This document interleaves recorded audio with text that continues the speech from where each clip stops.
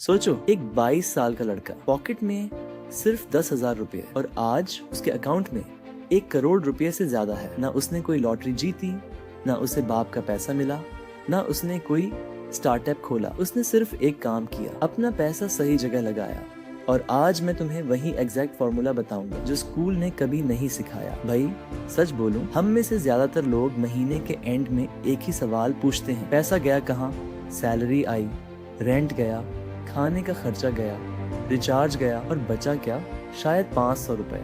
फिर हम सोचते हैं, इतने कम पैसों में आखिर करूंगा क्या? और यही सोच सबसे बड़ी गलती होती है।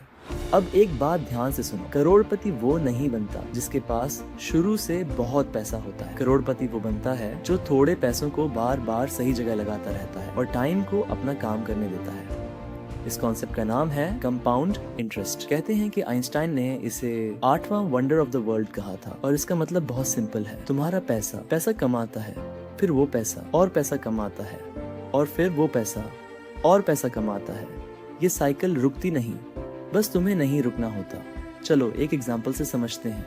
राहुल है 22 साल का, उसके पास 10,000 रुपए हैं। वो हर महीने 10,000 रुपए इन्वेस्ट करता है एक म्यूचुअल फंड में जो एवरेज 12% एनुअल रिटर्न देता है। बस इतना ही। अब देखते हैं क्या होता है। 10 साल बाद लगभग 23 लाख रुपए, 20 साल बाद लगभग 99 लाख रुपए और 25 साल बाद 1,89,00,000 रुपए से भी ज्यादा। राहुल करोड़पति बन गया। क्यों?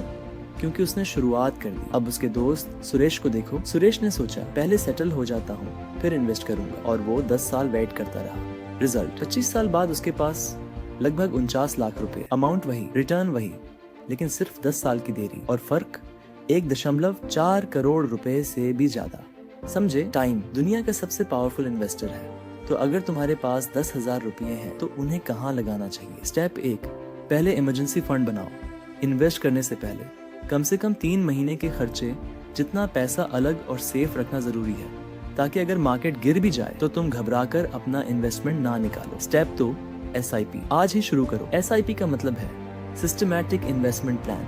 हर महीने एक fixed amount automatically mutual fund में इन्वेस्ट हो जाता है। और सबसे अच्छी बात, तुम 500 रुपये से भी शुरू कर सकते हो। ग्रो हो, जीरोधा हो या पेटीएम मनी, अकाउंट खोलने में सिर्फ कुछ मिनट लगते हैं। स्टेप 3, इंडेक्स फंड चूज करो। अगर तुम नए इन्वेस्टर हो तो ज्यादा कॉम्प्लिकेटेड रिसर्च करने की जरूरत नहीं है। सिंपल रखो। निफ्टी 50 इंडेक्स फंड चूज करो। ये इंडिया की टॉप 50 कंपनीज में इन्वेस्ट करता है और लॉन्ग टर्म में हिस्टोरिकली इसने लगभग 12% के आसपास एवरेज एनुअल रिटर्न दिया है। स्टेप 4, हर साल SIP बढ़ाते रहो। जब सैलरी बढ़े तो SIP भी बढ़ाओ। हर साल अपनी SIP में लगभग 10% का इंक्रीज करो। आज 10,000 रुपये इन्वेस्ट कर रहे हो, अगले साल 11,000 रुपए, उसके अगले साल 12,100 रुपए और इसी तरह आगे। याद रखो, कंपाउंडिंग सिर्फ पैसा नहीं करती, तुम्हारी इन्वेस्टमेंट भी कंपाउंड होती है। अब बात करते हैं उन गलतियों की जो ज्यादातर लोग करते हैं। गलती नंबर 1, वेट करना। अभी मार्केट ऊपर है, बाद में इन्वेस्ट करूंगा। भाई SIP में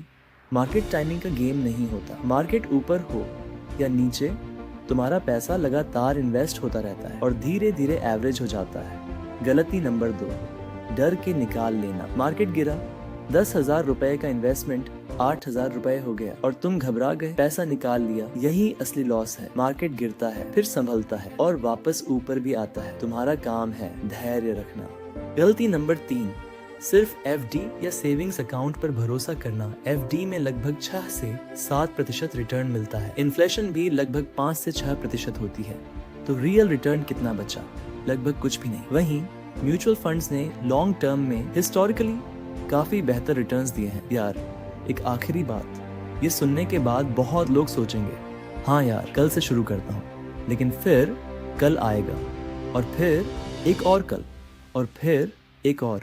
लेकिन जो इंसान आज शुरू करता है, चाहे सिर्फ 500 रुपए से ही क्यों ना करे, वही 20 साल बाद पीछे मुड़कर देखेगा और सोचेगा, शुक्र है मैंने उस दिन शुरुआत कर दी।